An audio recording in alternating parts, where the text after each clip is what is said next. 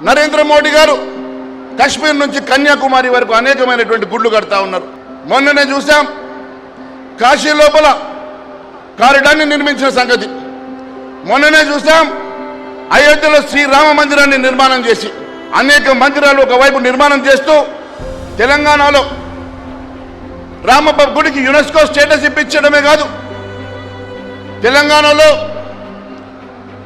1000 స్తంభాల గుడికి 40 కోట్ల రూపాయలతో పునరుద్ధరణ చేస్తూ గుళ్లను, సంస్కృతిని, సాంప్రదాయాన్ని కాపాడుతూ ఉంటే తెలంగాణలో మాత్రం ఇప్పటికి 27 నెలల్లో 13 గుళ్లను కూల్చినటువంటి ఈ కిరాచక ప్రభుత్వం నిన్నగా మొన్న వరంగల్ జిల్లాలో పురాతనమైన 800 సంవత్సరాల శివాలయాన్ని నేలమట్టం చేసి మేము రజాకర్ల వారసులమని చెప్పే ప్రయత్నం చేస్తా ఉన్నారు.